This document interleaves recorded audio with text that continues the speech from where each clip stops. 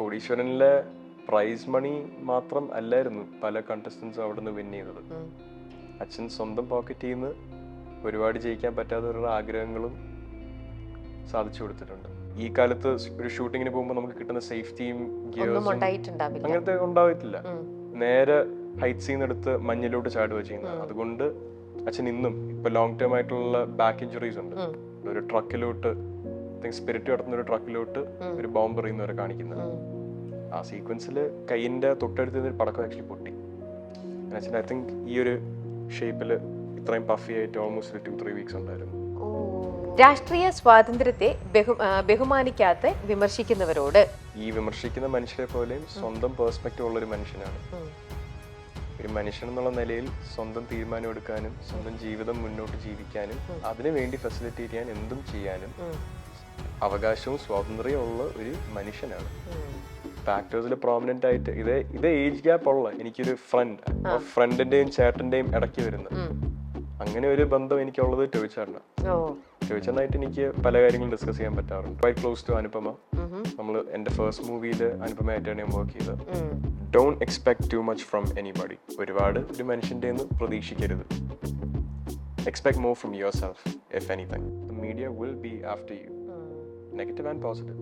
നമ്മുടെ ഒരു വിഷ്വല് കിട്ടുന്നത് തീർച്ചയായിട്ടും ഫോൺസിലും അവരുടെ റെക്കോർഡിംഗ് ഡിവൈസസിലും എടുത്തിരിക്കും. എല്ലാവരുടെ കാര്യമല്ല ഞാൻ പറയുന്നത്. പ്രോമിനന്റ് ആയിട്ടുള്ള ഇപ്പോൾ നിഖില ചേച്ചിയെ പോലെ ഒരു ആർട്ടിസ്റ്റ് എന്ന് പറയുന്ന ഒരു പ്രോമിനന്റ് ആർട്ടിസ്റ്റാണ്. അങ്ങനെ വരുമ്പോൾ നമ്മുടെ പ്രൈവറ്റ് മൂമെന്റ്സും പബ്ലിക് മൂമെന്റ്സും എല്ലാം അവര് ചിത്രീകരിച്ചിരിക്കും. ഹാർവിയോറ, the exclusive collection of adenium plants. ഇനി നിങ്ങളുടെ വീടിന്റെ അകത്തളങ്ങളിൽ ഹാർവിയോറ അഡീനിയം പ്ലാന്റ്സ് പുഷ്പിച്ചു നിൽക്കും. വെബ്സൈറ്റ് വഴി ഓർഡർ ചെയ്ത് കഴിഞ്ഞാൽ ഇന്ത്യയിൽ എവിടെയും ഫ്രഷ് ആയി ഞങ്ങൾ അഡീനിയം പ്ലാന്റ് നിങ്ങളുടെ വീട്ടിൽ എത്തിച്ചു തരും. കൂടുതൽ വിവരങ്ങൾക്കായി ഹാർവിയോറ വെബ്സൈറ്റ് സന്ദർശിക്കുക.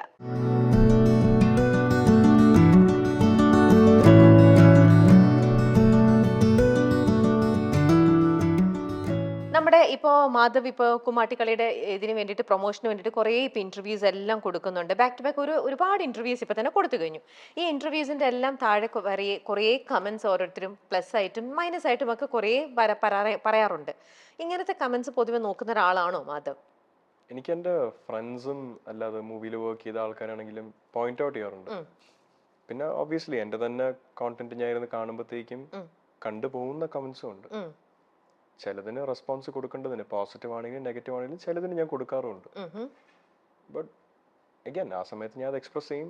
It's not staying with me after that. പറയാനുള്ളത് അപ്പം പറയും, പിന്നെ അടുത്ത കാര്യത്തിലോട്ട് മൂവ് ഓൺ ചെയ്യുക. പക്ഷേ റിപ്ലൈ കൊടുക്കാൻ വേണ്ടിയിട്ട് എല്ലാ കമന്റും പോയി നോക്കുക, എന്നിട്ട് അതിന് റിപ്ലൈ കൊടുക്കുക, അങ്ങനത്തെ ഒരു ഇന്റൻഷൻ ഒന്നും അല്ല. അതിൽ വലിയ കാര്യമൊന്നും ഇല്ല അല്ലേ? അഗൈൻ വേറെ ആൾക്കാരുടെ പെർസ്പെക്റ്റീവ്. നമ്മളത്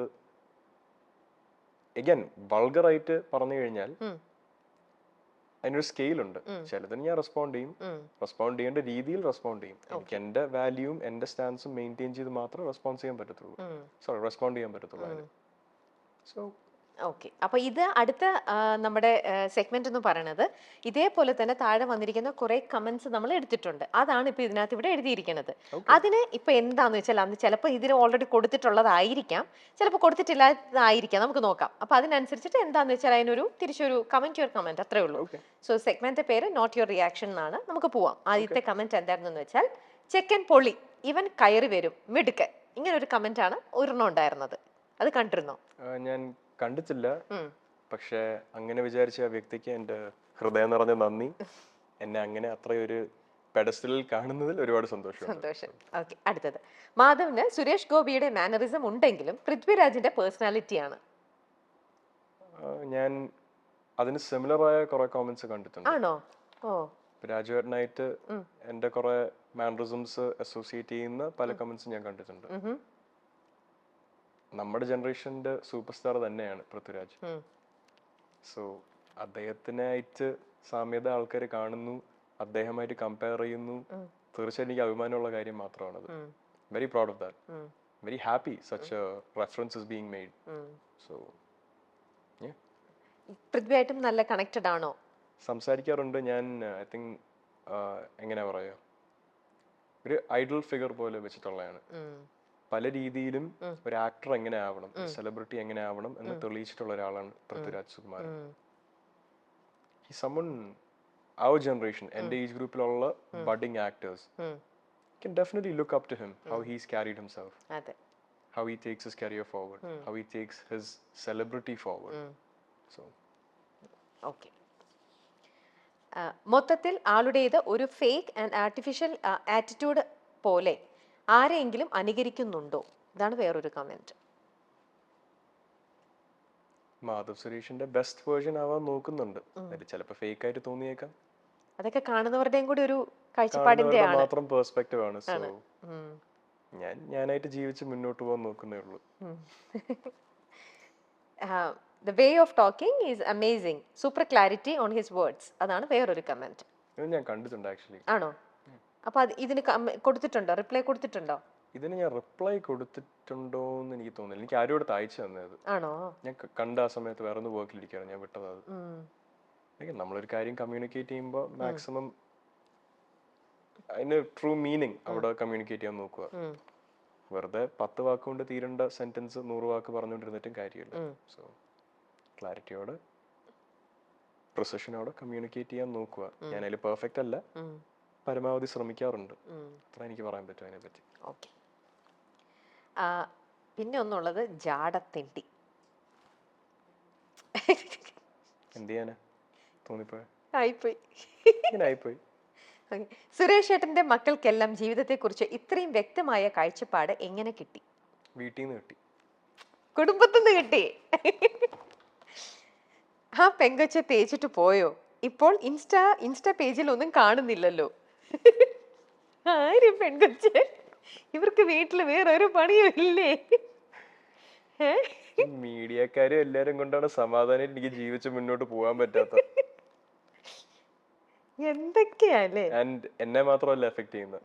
അങ്ങനെ ഇത് വരുമ്പോഴത്തേക്കും ആ ഒരു വ്യക്തിക്കും അവരുടേതായ കുടുംബമുണ്ട്, അവരുടേതായ ഒരു ഇമേജ് ഉണ്ട്. അപ്പോൾ നമ്മുടെ സൊസൈറ്റിയിൽ whether it's dating rumors or whether it's even a certain amount of love interest, ഇങ്ങനെ ഉണ്ടെങ്കിലും ഇല്ലെങ്കിലും ഇങ്ങനെ റൂമേഴ്സ് വരുമ്പോഴത്തേക്കും ക്വസ്റ്റ്യൻസ് പോകുന്ന എന്റെ കുടുംബത്തിന് മാത്രമല്ല, ആ ഒരു വ്യക്തിയുടെ കുടുംബത്തിലേക്കും പോകും.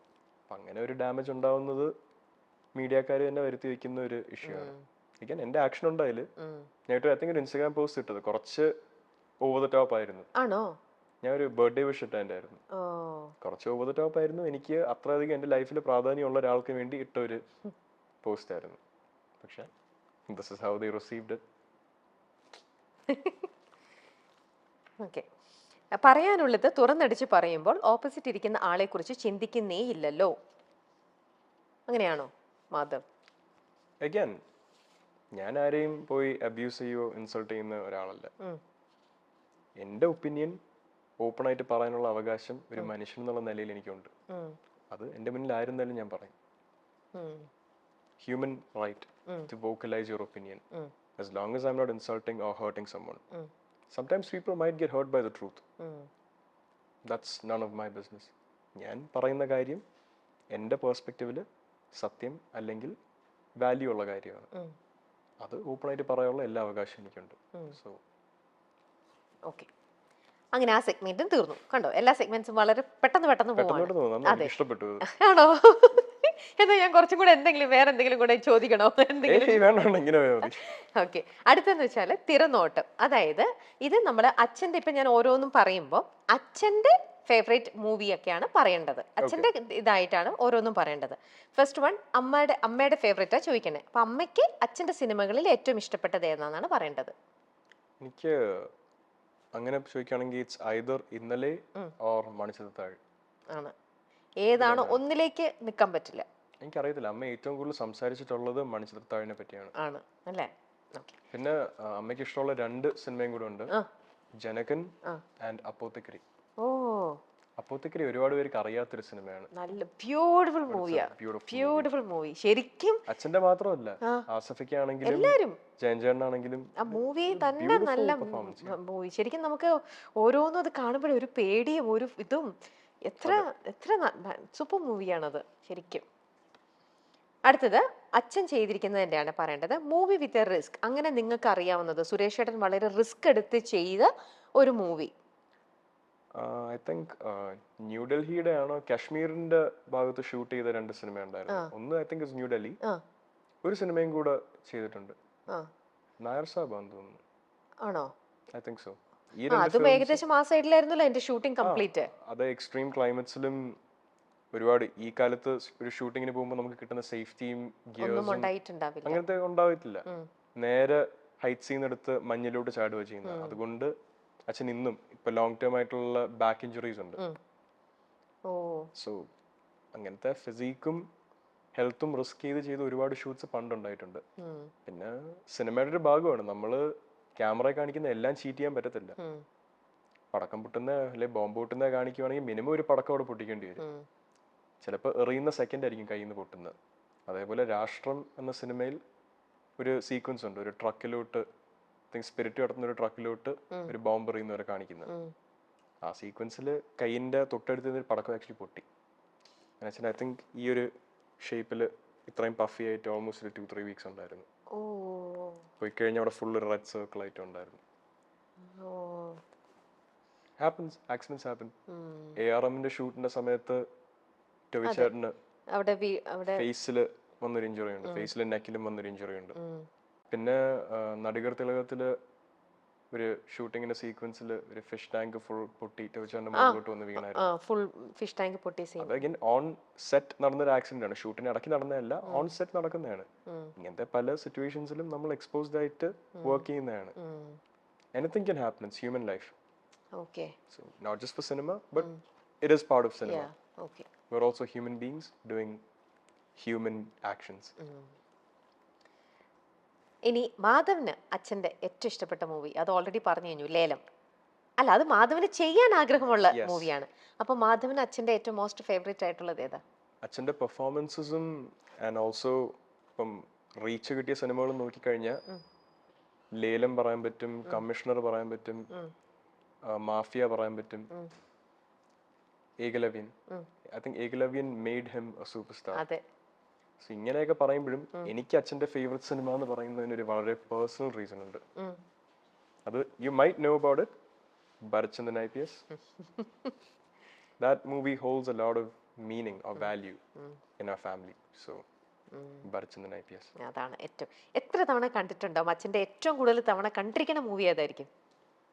TV-യിൽ ഇരുന്ന് കണ്ടിട്ടുള്ള ഏറ്റവും കൂടുതൽ ചോദിച്ചു കഴിഞ്ഞാൽ മണിച്ചിത്രത്താഴാണ്. Okay. ഞാൻ അല്ലാതെ കോപ്പി സീക്ക് ചെയ്ത് അല്ലെങ്കിൽ ഓൺലൈൻ പോയി കണ്ടുപിടിച്ച് കണ്ടിട്ടുള്ളത് I think it's Bharachandran IPS, then ലേലം, ദെൻ കമ്മീഷണർ. Okay. കഴിഞ്ഞാൽ വാഴുന്നൂർ വരും. Okay. ഇതൊക്കെ എത്ര തവണ വല്ല ഓർമ്മയുണ്ടോ? കൗണ്ട് ചെയ്തിട്ടുണ്ടോ? ഭരചന്ദ്രൻ ഞാൻ കൗണ്ട് ചെയ്യാൻ നോക്കിയിട്ടില്ല. ഇല്ല, എത്രയോ തവണ കണ്ടിട്ടുണ്ട്. 100 തവണയെങ്കിലും കണ്ടിട്ടുണ്ടാവും. ലേലം ഒരു 30-40 തവണ കണ്ടിട്ടുണ്ടായിരിക്കും. വാഴുന്നൂർ ഒരു 10-20 തവണ കണ്ടിട്ടുണ്ടായിരിക്കും. കമ്മീഷണർ അഗൈൻ ഒരു 30-40 ടൈംസ് കണ്ടിട്ടുണ്ട് എല്ലാം തന്നെ. Okay. Repeated dialogue at home, അതായത് സുരേഷ് ഏട്ടൻ സിനിമയിലെ ഏതെങ്കിലും ഒരു ഡയലോഗ് അത് വീട്ടിൽ ഏറ്റവും കൂടുതൽ റിപ്പീറ്റ് ചെയ്ത് പറഞ്ഞിരിക്കുന്നത് ഏത് ഡയലോഗ് ആയിരിക്കും? മൂവി ഡയലോഗ്സ് വീട്ടിൽ റിപ്പീറ്റ് ചെയ്യാറില്ല. ഇല്ല, എന്നാലും എന്തെങ്കിലും ചെറുത് എന്തെങ്കിലും അങ്ങനെ ഒന്നും ഇല്ല. Someone who knows how to separate his film career to his personal life. Okay, complete ആയിട്ട്. അത് തൊഴിലാണ്. ഓക്കെ. ഡയലോഗ് പറയുന്നതും തൊഴിലിന്റെ ഭാഗമാണ്. വീട്ടില് he's Suresh Gopi the individual, Suresh Gopinathan Pillai. Okay. Unexpected flop, ഒരുപാട് പ്രതീക്ഷിച്ചിട്ട് ഫ്ലോപ്പ് ആയി പോയൊരു മൂവി? അച്ഛൻ ഐ തിങ്ക് ഫ്ലോപ്പ് എന്ന് പറയുമ്പോൾ ഒരിക്കലും ഒരു സിനിമയുടെ ക്വാളിറ്റി അല്ല അത് സിഗ്നിഫൈ ചെയ്യുന്നത്. അത് ആ സമയത്തുള്ള സിറ്റുവേഷനും ലക്കും ആൾക്കാരുടെ സ്വീകരണവും എല്ലാം കൊണ്ടുണ്ടാവുന്ന ഒരു ഇഷ്യൂ ആണത്. അങ്ങനെ നോക്കുവാണെങ്കിൽ മേൽവിലാസം, മാധവ് രാംദാസ് സർ എന്ന് പറയുന്ന he's one of my favourite directors. അത്രയും ടെക്നിക്കൽ സ്കിൽ ഒരു സിനിമയിലോട്ട് കൊണ്ടുവരുന്ന ഡയറക്ടറാണ്. ഒരു കോർട്ട് റൂം ഡ്രാമ ആയിരുന്നു. ആ സമയത്തെ സിനിമ ക്രൗഡിന്റെ എക്സ്പെക്ടേഷന് ആ മൂവി മീറ്റ് ചെയ്തില്ലായിരുന്നു. But it was a beautiful film. Court room drama ആയിരുന്നു. ഈ ഇപ്പോഴത്തെ ഒരു ജനറേഷന്റെ വാക്കുകൾ വെച്ചാൽ ലാഗ് തോന്നി ഒരുപാട് പേർക്ക്. കോർട്ട് റൂം ഡ്രാമയാണ്. ഫുൾ സിനിമ ഷൂട്ട് ചെയ്തിരിക്കുന്ന ഒരു കോമ്പൗണ്ടിലാണ്. 90% മൂവി ആ കോർട്ട് റൂമാണ് കാണിക്കുന്നത്. ബട്ട് അതിന്റെ സ്റ്റോറിയും അതിന്റെ ഡയലോഗ്സും കേട്ട് കഴിഞ്ഞാൽ ആ സിനിമയുടെ വാല്യൂ മനസ്സിലാവും. സോ മേൽവിലാസം. അപ്പോത്തിക്കരി 2 കമേഴ്ഷ്യലി പെർഫോം ചെയ്തിട്ടുള്ള സിനിമ. പക്ഷെ എന്നാലും മോർ ദാൻ അപ്പോത്തിക്കരി മേൽവിലാസം. മേൽവിലാസാണ് കുറച്ചും കൂടെ ആ ഒരു രീതിയിൽ വന്നിരിക്കുന്നത്. ഇമോഷണലി ക്ലോസ് ടു ഹാർട്ട് അച്ഛൻ്റെ ഏത് മൂവി ആയിരിക്കും ഏറ്റവും കൂടുതൽ നിങ്ങൾക്ക്? Bharathchandran. Challenging transformation. I think ഞാൻ ഇല്ലായിരുന്നു Kaliyattam. Okay. Again as an actor ഞാൻ പലയിടത്തും പറഞ്ഞിട്ടുണ്ട്, നമുക്ക് നമ്മൾ തന്നെ ഒരു പേഴ്സണാലിറ്റി വെച്ച് കുറെ ഒരു ക്യാരക്ടറിലൂടെ നമുക്ക് കൊടുക്കാൻ പറ്റും.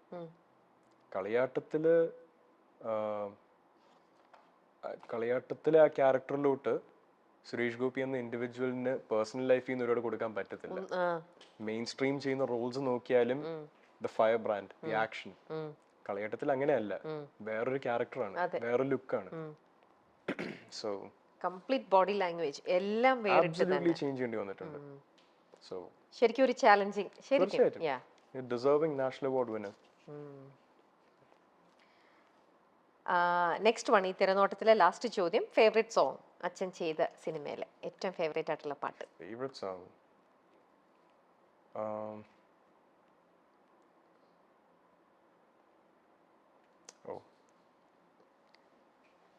ഗീതു ചേച്ചി പാടിയ ഒരു പാട്ടുണ്ടല്ലോ, തെങ്കാശിപ്പട്ടണത്തിലെ. തെങ്കാശിപ്പട്ടണത്തിലെ പാട്ട്. ഒരു സിംഹമല. ആ പാട്ടാണോ ഏറ്റവും ഇഷ്ടപ്പെട്ടെ? പാടുവോ? മാധു പാടുവോ? ഞാൻ തനിയിരിക്കുന്ന സമയത്ത്, കുളിക്കുന്ന സമയത്ത് ഇരുന്ന് പാടാറുണ്ട്. അപ്പൊ അങ്ങനെ ഒന്ന് പഠിക്കേ. പബ്ലിക്കിന്റെ മുന്നിൽ പാടാനുള്ള ധൈര്യം എനിക്ക് ഇന്നും ഞാൻ എന്റെ അച്ഛനെയും എന്റെ അമ്മയും എന്റെ എക്സ്റ്റൻഡഡ് ഫാമിലിയും ആണ് ഞാൻ റെപ്രസെന്റ് ചെയ്യുന്ന ഒരു പാട്ട് ഞാൻ പാടുമ്പോൾ അതിന് ഞാൻ പ്രിപ്പയർഡ് ആയിട്ട് വന്ന് മാത്രമേ ചെയ്യത്തുള്ളൂ. അത്ര സീരിയസ് ആയിട്ടൊന്നും കണ്ടോ? ചുമ്മാ ഒരു പാട്ട് പാടിയാ ഒരിക്കലും ഇല്ല. അത് ഒരു ആർട്ട് ഫോം ആണ്, അതിന് ട്രൂ റെസ്പെക്ട് കൊടുക്കണം. സൂപ്പർ. ഓക്കെ, അപ്പോൾ പഠിച്ചു കഴിയുമ്പോൾ നമുക്ക് മാധവ് പിന്നീട് ഇങ്ങനെ ഒരു പാട്ട് പാടിത്തരും. പഠിച്ചെല്ലാം പാട്ട് പാടാൻ വരാൻ പറ്റുമെന്ന് ഞാൻ പ്രതീക്ഷിക്കുന്നു. അല്ലേ? ഇൻവൈറ്റ് ചെയ്യുമല്ലോ അല്ലേ? പിന്നെന്താ, വരുമല്ലോ അല്ലേ? ഓക്കെ, ഇനി അടുത്തത് അച്ഛന് വേണ്ടിയിട്ട്. അതാണ് അടുത്ത റൗണ്ട്. അതായത് ഇപ്പം അച്ഛൻ ഇവിടെ ഇല്ലാത്തതുകൊണ്ട് ഈ ഒരു ചോദ്യം കേട്ട് കഴിഞ്ഞാൽ അച്ഛൻ എന്തായിരിക്കും ഇതിന് മറുപടി പറയാ? മകൻ എന്നുള്ള രീതിയിൽ നമുക്ക് അച്ഛന്റെ ഒരു ഇതറിയായിരിക്കുമല്ലോ, അതനുസരിച്ചിട്ട് അറിയാവുന്ന പോലെ അതിനൊന്ന് പറയാം. രാഷ്ട്രീയ സ്വാതന്ത്ര്യത്തെ ബഹുമാനിക്കാതെ വിമർശിക്കുന്നവരോട് എന്താണുള്ളത്? രാഷ്ട്രീയ സ്വാതന്ത്ര്യത്തെ ബഹുമാനിക്കാതെ വിമർശിക്കുന്നവരോട് സുരേഷ് ഏട്ടൻ എന്തായിരിക്കും അവരോട് പറയാനുണ്ടാവുക? ഞാനൊരു തേർഡ് പേഴ്സൺ പെർസ്പെക്റ്റീവിലേ പറയത്തുള്ളൂ. അത് അച്ഛൻ ഈ വിമർശിക്കുന്ന മനുഷ്യരെ പോലെയും സ്വന്തം പെർസ്പെക്റ്റീവ് ഉള്ള ഒരു മനുഷ്യനാണ്. ഒരു മനുഷ്യൻ എന്നുള്ള നിലയിൽ സ്വന്തം തീരുമാനം എടുക്കാനും സ്വന്തം ജീവിതം മുന്നോട്ട് ജീവിക്കാനും അതിനു വേണ്ടി ഫെസിലിറ്റേറ്റ് ചെയ്യാൻ എന്തും ചെയ്യാനും അവകാശവും സ്വാതന്ത്ര്യവും ഉള്ള ഒരു മനുഷ്യനാണ്. അതുകൊണ്ട് ആ തീരുമാനങ്ങൾ വിശ്വാസത്തോടെ, കോൺഫിഡൻസോടെ മുന്നോട്ട് ചെയ്തുകൊണ്ടേയിരിക്കും. മാധ്യമങ്ങൾ ഉൾപ്പെടെയുള്ള തുറന്നു പറച്ചിലുകളുടെ പേരിൽ പഴി പറയുന്നവരോട് മറ്റൊരാളെ താത്തി കാണിച്ച് ജയിക്കാൻ നോക്കരുത്, മറ്റൊരാളെ കുഴി ചാടിച്ച് ജയിക്കാൻ നോക്കരുത്. ഫാക്ട്സും വാലിഡ് പോയിന്റ്സും കൊണ്ടും സത്യം കൊണ്ടും ജയിക്കാൻ നോക്കുക. സിനിമയിലെ പൊളിറ്റിക്സിനോട് നോ കോമന്റ്സ്. അച്ഛന്റെ ആരാധകരോട് ഇതുവരെ അച്ഛനെ എത്തിച്ചത് ആരാധകർ തന്നെയാണ്. അവരോട് എന്നും നന്ദിയും കടപ്പാടും എൻ്റെ അച്ഛനുണ്ട്. അത് പറയാറുള്ള കാര്യമാണ്. സിനിമയുടെ കാര്യത്തിൽ വീട്ടിൽ എന്തെങ്കിലും ലെസൺസ് അച്ഛൻ പകർന്നിട്ടുണ്ടെങ്കിൽ this is one of the main topics that come up. ആരാധകരാണ് ഞാൻ നേരത്തെ പറഞ്ഞ പോലെ സ്റ്റാർസിനെയും സൂപ്പർ സ്റ്റാർസിനെയും ആക്ടേഴ്സിനെയും എല്ലാം ഉണ്ടാക്കുന്നത്. So it's all down to them and how they receive you. Okay, അങ്ങനെ നമ്മുടെ സെഗ്മെന്റ്സ് എല്ലാം കഴിഞ്ഞു. മാധവ് ചോദിച്ച ചോദ്യങ്ങൾക്കെല്ലാം വളരെ നല്ല രീതിയിലാണ് എല്ലാം ആൻസർ ചെയ്തത്. പക്ഷെ വേറൊന്നും ഞാൻ ശ്രദ്ധിച്ചിരുന്നു, മാധവ് വളരെ ശ്രദ്ധിച്ച് അത് മാധവിന്റെ സംസാര രീതി എങ്ങനെയാണോ അത് നമ്മളിപ്പോൾ ഒരു മീഡിയയിലാണ് നമ്മൾ സംസാരിക്കുന്നതെന്ന് വിചാരിച്ചിട്ട് കുറച്ച് റിസർവ്ഡ് ആയിട്ട് അങ്ങനെ സംസാരിക്കുകയാണോ, അതോ എപ്പോഴും മാധവിന്റെ ഒരു സ്റ്റൈലേ ഇങ്ങനെ തന്നെയാണോ? Life takes you through a lot of lessons. This is one thing I've learned. Communicate ചെയ്യുമ്പോൾ സ്ഫുടതയോടെ കാര്യം പറയുക. അത് just because of my journey in my life ഞാൻ പഠിച്ചൊരു കാര്യമാണ്. പിന്നെ മീഡിയക്കാരോട് മാത്രം ഇങ്ങനെയൊന്നും അല്ലെങ്കിൽ ക്യാമറയുടെ മുന്നിൽ ഇരിക്കുമ്പോൾ ഇങ്ങനെയൊന്നും അല്ല. പൊതുവെ ആരുടെങ്കിലും സംസാരിക്കുവാണെങ്കിൽ തന്നെ ഞാൻ ഇതേപോലെ ശ്രദ്ധിച്ച് പറയുന്ന കാര്യം. ഞാൻ നേരത്തെ പറഞ്ഞ പോലെ അച്ഛൻ അമ്മ എന്ന ആൾക്കാർ ഈ സൊസൈറ്റിയിൽ ഞാൻ എന്ത് പറഞ്ഞാലും അവർ റെസ്പോൺസിബിൾ ആവും എന്നുള്ള ഒരു തോട്ട് കൊണ്ട് മാത്രം കുഞ്ഞിലെ തൊട്ട് ഞാൻ എന്നെ തന്നെ പ്രൈം ചെയ്യണം അതിന് വേണ്ടി. സോ ഇന്ന് എനിക്ക് നാച്ചുറൽ ആയിട്ടുള്ള ഈ ട്രേറ്റ് അതുകൊണ്ട് വന്നതാണ്, അല്ലാതെ ജനിച്ചു വീണപ്പോ തൊട്ട് ഞാൻ ഇങ്ങനെയല്ല സംസാരിക്കുന്നത്. ഓക്കെ. ഈയിടെ ഒരു ഇപ്പൊ ഈയിടെ സോഷ്യൽ മീഡിയയിൽ ഒന്ന് വൈറലായിട്ട് നിൽക്കുന്നതാണ് ആക്ടർ നിഖില വിമൽ പറഞ്ഞത്. ഇനി സോഷ്യൽ മീഡിയക്കാര് തിയേറ്ററിൽ പോകുമ്പോൾ നമ്മൾ ആക്ടേഴ്സ് ഒക്കെ സിനിമ കാണാൻ കയറുന്നത് നിങ്ങൾ വീഡിയോ എടുക്കും, പുറത്തേക്ക് ഇറങ്ങുന്നതും വീഡിയോ എടുക്കും. പക്ഷെ അതൊക്കെ എടുത്തോട്ടെ, കുഴപ്പമില്ല. നമ്മൾ അവിടെ വെച്ച് ആക്സിഡന്റിൽ നമ്മുടെ ഒരു ഫ്രണ്ടിനെ കാണുമോ, നമുക്ക് പരിചയമുള്ള ആൾക്കാരെ കാണുമ്പോൾ ഒബ്വിയസ്ലി നമ്മളൊന്ന് ഹഗ് ചെയ്യും, നമ്മൾ അവരുമായിട്ട് നമ്മളൊന്ന് വിഷ് ചെയ്യും. ഇതൊക്കെ ഇത് ഞങ്ങളുടെ ഒരു പ്രൈവറ്റ് സ്പേസ് അല്ലേ. അപ്പൊ ഇതൊക്കെ നിങ്ങൾ എന്തിനാണ് എടുത്ത് എനിക്ക് എൻ്റെ അച്ഛനും അമ്മയും ഒരു സ്പേസ് തന്നിട്ടുണ്ട്, എനിക്ക് അവരൊരു ഫ്രീഡം തന്നിട്ടുണ്ട്. എനിക്ക് മൂവി ഒറ്റയ്ക്ക് പോയി കാണാനുള്ള ഫ്രീഡം എൻ്റെ വീട്ടിൽ നിന്നുണ്ട്. പക്ഷെ എനിക്ക് ആ ഒരു ഫ്രീഡം ഈ സോഷ്യൽ മീഡിയ തരുന്നില്ലല്ലോ. ഈ സോഷ്യൽ മീഡിയ ഞാൻ എൻ്റെ അച്ഛനും അമ്മേനെക്കാട്ടിലും പേടിക്കേണ്ട അവസ്ഥയാണല്ലോ എന്നുള്ളൊരു സംഭവം നിഖില പറഞ്ഞിട്ടുണ്ടായിരുന്നു. Again, when you're in a profession like this, the media will be after you. Negative and positive. നമ്മുടെ ഒരു വിഷ്വൽ കിട്ടുന്നത് ഒരു തീർച്ചയായിട്ടും ഫോൺസിലും അവരുടെ റെക്കോർഡിംഗ് ഡിവൈസസിലും എടുത്തിരിക്കും. എല്ലാവരുടെ കാര്യമല്ല ഞാൻ പറയുന്നത്, പ്രോമിനന്റ് ആയിട്ടുള്ള, ഇപ്പോൾ നിഖില ചേച്ചിയെ പോലെ ഒരു ആർട്ടിസ്റ്റ് എന്ന് പറയുന്ന ഒരു പ്രോമിനന്റ് ആർട്ടിസ്റ്റ് ആണ്. അങ്ങനെ വരുമ്പോൾ നമ്മുടെ പ്രൈവറ്റ് മൂമെന്റ്സും പബ്ലിക് മൂമെന്റ്സും എല്ലാം അവര് ചിത്രീകരിച്ചിരിക്കും. As human beings, can we feel wrong done by that? Yeah, absolutely. She has every right to feel like her privacy is violated. But again അതിൻ്റെ ഒരു പെർസ്പെക്റ്റീവ് എന്ന് പറയുന്നത് ഇവരാ വിഷ്വൽ കൊണ്ട് എന്ത് ചെയ്യുന്നു, അതെങ്ങനെ യൂസ് ചെയ്യുന്നു, അതിനെപ്പറ്റി എങ്ങനെ സംസാരിക്കുന്നു, അതിലെ മോറൽസിലും അതിലെ വാല്യൂസിലും മാത്രമാണ് ഇതിനുള്ള ഉത്തരവ് ഇരിക്കുന്നത്. ഓരോ സിറ്റുവേഷനിലും ആ ഉത്തരം ഡിഫറെൻ്റ് ആവും. So as long as they've done nothing wrong with the visual that they took of hers, again privacy violated ആയിട്ട് ഫീൽ ചെയ്യാം. പക്ഷേ this is part and parcel of the job that you've signed up for. അവർ മോശമായിട്ട് ചെയ്തു കഴിഞ്ഞാൽ അത് അവർക്കെന്നല്ല ആർക്കും ചെയ്യാനുള്ള അവകാശമില്ല. ഓക്കെ. നിങ്ങളൊരു സ്റ്റാർ കിഡ് ആകുമ്പോൾ തന്നെ ബാക്കി എല്ലാവർക്കും അറിയാനുള്ള ഇതായിരിക്കും. ബാക്കി നമ്മുടെ ഇപ്പോൾ മലയാളത്തിൽ ഒരുപാട് സ്റ്റാർസ് അവരുടെയൊക്കെ മക്കളും ഒക്കെ ഇപ്പം വന്നിട്ടുണ്ട്. എല്ലാവരും ഇങ്ങനെ ഇതേപോലെ ഇപ്പോൾ ഇപ്പോൾ ഈ ഫീൽഡിൽ ഇന്നായിട്ട് നിൽക്കുകയാണ്. അപ്പം നിങ്ങളെല്ലാവരും തമ്മിലുള്ള കണക്ഷൻ എങ്ങനെയാണ്? നിങ്ങൾ ഇടയ്ക്കിടയ്ക്ക് മീറ്റ് ചെയ്യാറുണ്ടോ? നിങ്ങൾ ഇടയ്ക്കിടയ്ക്ക് ഗ്യാദർ ചെയ്യാറുണ്ടോ? എന്തായിരിക്കും നിങ്ങളുടെ ഇടയിലുള്ള ഒരു ഫ്രണ്ട്ഷിപ്പ് ഒക്കെ എങ്ങനെയാണ്?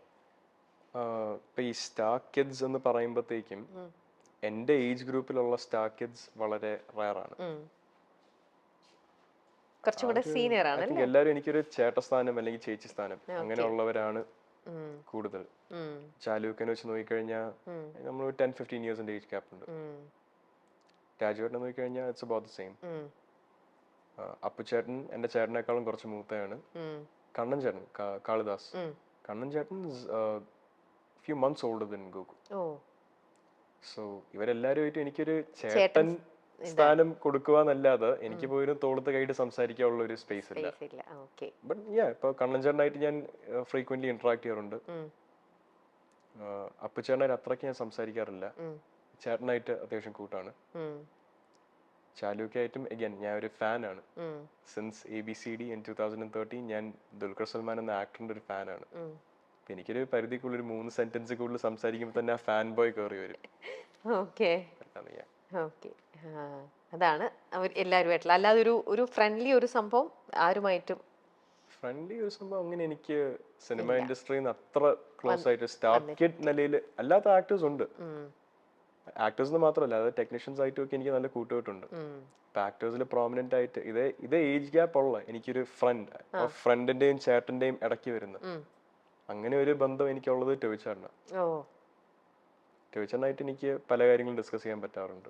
ആ ഒരു സ്പേസ് ഉണ്ട്. Quite close to Anupama. നമ്മൾ എന്റെ ഫസ്റ്റ് മൂവിയിൽ അനുപമയായിട്ടാണ് ഞാൻ വർക്ക് ചെയ്തത്. ദിവ്യ ചേച്ചി, ദിവ്യ പിള്ളൈ. എന്റെ ഏജ് ഗ്രൂപ്പിലല്ല, ഇവരെല്ലാരും എന്നെക്കാളും പ്രായം കൊണ്ടും എക്സ്പീരിയൻസ് കൊണ്ടും സീനിയേഴ്സ് ആണ്. ആ ഒരു ഡൈനാമിക് എനിക്കുണ്ട്. ഓക്കെ, ശരി. പിന്നെ അച്ഛൻ കോടീശ്വരൻ ചെയ്തല്ലോ, ആ സമയത്ത് പണ്ട് ഇത് നമ്മുടെ ഹിന്ദിയിൽ ആദ്യം സ്റ്റാർട്ട് ചെയ്ത സമയത്ത് രാധികേച്ചി അതെന്തോ അന്നത്തെ അത് കണ്ടപ്പോൾ പറഞ്ഞതായിട്ട് ഇങ്ങനെ കേട്ടിട്ടുണ്ട്. ഇതെങ്ങാനും നമ്മുടെ മലയാളം വേർഷനിലേക്ക് വരുവാണെങ്കിൽ സുരേഷേട്ടൻ തന്നെ അത് ചെയ്യണം എന്നുള്ളത് രാധികേച്ചിയുടെ ഒരു ആഗ്രഹമായിരുന്നു. അതിനുശേഷം പക്ഷേ ഏഷ്യാനെറ്റിൽ നിന്നും ഈ ഒരു സംഭവം മാധവന് അറിയാവുന്ന അറിയില്ല, അത് കഴിഞ്ഞിട്ട് ഏഷ്യാനെറ്റിൽ നിന്നും ഈ പ്രോഗ്രാം ചെയ്യാനായിട്ട് സുരേഷേട്ടനെ അപ്രോച്ച് ചെയ്തപ്പം ഫസ്റ്റ് സുരേഷേട്ടൻ പറഞ്ഞു ഇല്ല ഞാനത് ചെയ്യില്ല എന്നാണ് പറഞ്ഞത്. എന്നിട്ട് അവര് ലാലേട്ടൻ്റെ അടുത്ത് പറഞ്ഞ് ലാലേട്ടനാണ് സുരേഷേട്ടൻ്റെ അടുത്ത് പറഞ്ഞത് സുരേഷ് നീ ഇത് ചെയ്യണം ഈ കോടീശ്വരൻ. ആ ഒരു കഥ കേട്ടിട്ടുണ്ടോ? ആ കഥ ഞാൻ കേട്ടിട്ടില്ല. പക്ഷേ കോടീശ്വരൻ എന്ന പ്രോഗ്രാം, നിങ്ങൾക്കുമാകാം കോടീശ്വരൻ എന്ന പ്രോഗ്രാം അച്ഛന്റെ പേഴ്സണൽ ലൈഫിലും ഒരുപാട് നല്ല കാര്യങ്ങളും സമ്മാനിച്ചിട്ടുള്ള ഒന്നാണ്. തീർച്ചയായിട്ടും. അതെ. പക്ഷേ കോടീശ്വരനിലെ പ്രൈസ് മണി മാത്രം അല്ലായിരുന്നു പല കണ്ടസ്റ്റൻസും അവിടെ നിന്ന് വിൻ ചെയ്തത്. അച്ഛൻ സ്വന്തം പോക്കറ്റിൽ നിന്ന് ഒരുപാട് ജയിക്കാൻ പറ്റാത്തവരുടെ ആഗ്രഹങ്ങളും സാധിച്ചു കൊടുത്തിട്ടുണ്ട്.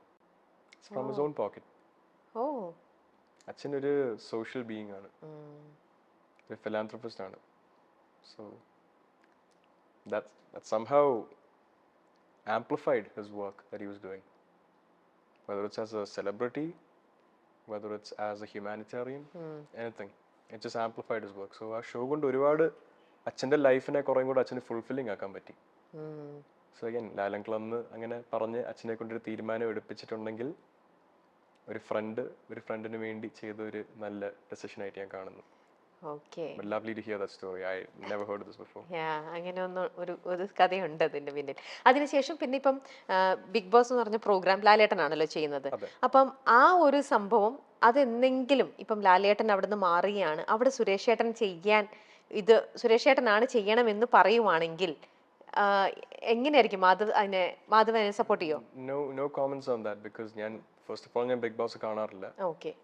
അങ്ങനെ I don't watch too much TV. കാണുവാണെങ്കിൽ തന്നെ സിനിമ അല്ലെങ്കിൽ ഞാൻ ഫുട്ബോളാണ് കാണാറുള്ളത്. ആൻഡ് ബിഗ് ബോസ് എന്നൊരു ഷോന്റെ ഹോസ്റ്റ് ആയിട്ട് അച്ഛനെ വിളിക്കുവാണെങ്കിൽ അറ്റ് ദാറ്റ് പോയിന്റ് വിളിക്കുമോ എന്ന് ഉള്ള തീരുമാനം എടുക്കേണ്ടത് ആ ഷോ നടത്തേണ്ട ആൾക്കാരുടെ തീരുമാനമാണ്. അത് അക്സെപ്റ്റ് ചെയ്യുമോ എന്നുള്ളത് സുരേഷ് ഗോപി എന്ന ആക്ടറിന്റെ അല്ലെങ്കിൽ സെലിബ്രിറ്റിയുടെ ആ വ്യക്തിയുടെ തീരുമാനം മാത്രമാണ്. അതിന് എനിക്കൊരു ഒപ്പീനിയൻ ഇല്ല. ഞാനൊരു ബിഗ് ബോസ് ഫാൻ ആയിരുന്നെങ്കിൽ തീർച്ചയായിട്ടും എന്റെ സ്വന്തം അച്ഛനെ എന്റെ ഹോസ്റ്റ് ആയിട്ട് വരുന്നതിൽ എനിക്കൊരു സന്തോഷം ഉണ്ടായിരുന്നത്. ഞാൻ പക്ഷെ കാണാത്തൊരു കോൺസെപ്റ്റ് ഇഷ്ടമാണോ? Concept again a lot of people have gained from that show. കുറെ പേർക്ക് അവരുടെ ലൈഫ് ഇംപ്രൂവ് ആയിട്ടുണ്ട്. സോ അങ്ങനെ ഒരു നല്ല കാര്യമാണെങ്കിൽ obviously it's A good thing. ഇതേ സമയത്ത് എൻ്റെ അച്ഛൻ ഒരു ഫുട്ബോൾ ടി വി ആനലിസ്റ്റ് ആയിട്ട് ഒരു പ്രസന്റർ ആയിട്ട് ഒരു ഷോയിൽ ഒരു ഗസ്റ്റ് ആയിട്ട് പോകുമെന്ന് ചോദിച്ചു കഴിഞ്ഞാൽ അത് ഞാൻ കേൾക്കുവാണെങ്കിൽ ഞാൻ തീർച്ചയായിട്ടും ഞാൻ ഫോഴ്സ് ചെയ്യും അച്ഛനെ അതിന് പോവാൻ. അല്ലേ? So yeah. ഓക്കെ. അന്ന് ഒരു നല്ലൊരു ഫുട്ബോളർ ആവണമെന്ന് ആഗ്രഹിച്ചൊരു മാധവ് അത് ഇന്നിപ്പോ മനസ്സിലാക്കുന്നു അല്ലെ, സ്വയം റിഗ്രറ്റ് ചെയ്യുന്നുണ്ട്, സ്വയം കുറെ മിസ്റ്റേക്സിന്റെയും ആ ഒരു ഇതൊക്കെ പറഞ്ഞാൽ അത് ആയില്ല. ഇന്നിപ്പോ ഇവിടെ ഒരു നടനായിട്ട് ഇവിടെ എത്തിയിരിക്കുകയാണ്. ഇനി ഇതിലിപ്പം എനിക്കറിയാം മാധവ് ഫ്രം ദ ഹാർട്ട് ശരിക്കും ജെനുവിൻ ആയിട്ട് അത് റൈറ്റ് വേയിലൂടെ പോവാനായിട്ട് മാക്സിമം മാധവിന് പറ്റുന്ന ഒരു നല്ലൊരു ഔട്ട്പുട്ട് കൊടുക്കാനായിട്ട് അല്ലെ, നല്ലൊരു ആക്ടർ ആവാനായിട്ടുള്ള ശ്രമം മാധവിന്റെ ഭാഗത്തു നിന്നുണ്ടാവും. തീർച്ചയായിട്ടും നമ്മുടെ ജീവിതത്തിൽ എന്ത് വർക്ക് ചെയ്താലും give it your 100%.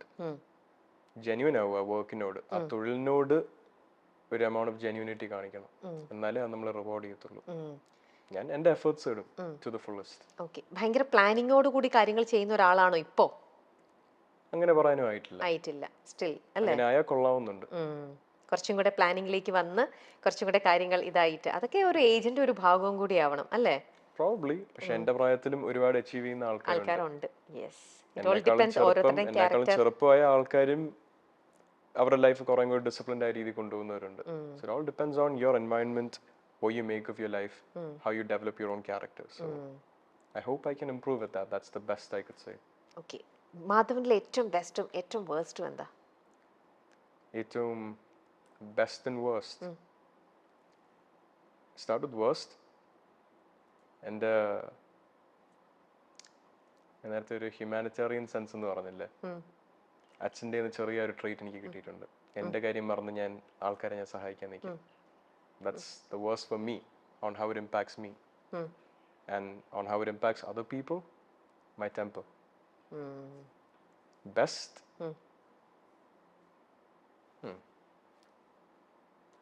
I'd say I'm persistent. Okay. If I want something, I'll go get it. ഞാൻ ഇറക്കി വെച്ചിട്ട് ചോദില്ല. ഓക്കെ. മാധവ് നല്ലൊരു മകനാണോ അതോ ഏറ്റവും നല്ലൊരു ബ്രദറാണോ? ഏതിലായിരിക്കും ഏറ്റവും കൂടുതൽ? ഇപ്പം ഭാഗ്യയുടെ തന്നെ കല്യാണം കഴിഞ്ഞു.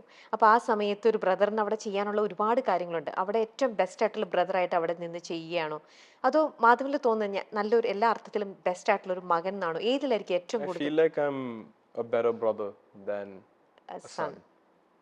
son. ഓക്കെ. അപ്പോൾ നമ്മുടെ ലൈഫ് ഈസ് ബ്യൂട്ടിഫുളിൻ്റെ ഈ ഒരു ബ്യൂട്ടിഫുൾ ആയിട്ടുള്ള ഒരു സെഗ്മെന്റ് ഇനി വൈൻഡപ്പ് ചെയ്യേണ്ട സമയമായി. ഒരേ ഒരു സെഗ്മെന്റും കൂടെ ഉള്ളൂ. അതോടുകൂടെ നമ്മുടെ ഈ പ്രോഗ്രാം കഴിയുകയാണ്. ചെറിയൊരു സെഗ്മെന്റാണ് നേരത്തെ പോലെ തന്നെ. ഈ ഒരു സെഗ്മെന്റ് എന്ന് പറയുന്നത് ലൈഫ് കാർഡ്സ് ആണ്. ഇതൊരു 3-4 കാർഡ്സേ ഉള്ളൂ, 5 ഇത് ഓരോന്നോരോന്നായിട്ട് മാധവ് തന്നെ വായിച്ചിട്ട് അതിൻ്റെ ഒരു എക്സ്പ്ലനേഷൻ തന്നാൽ മതി. Okay. To the camera or to you? ക്യാമറയിലേക്ക് പറയണെങ്കിൽ ക്യാമറയിലേക്ക് പറയാം, അത് മതി. Okay.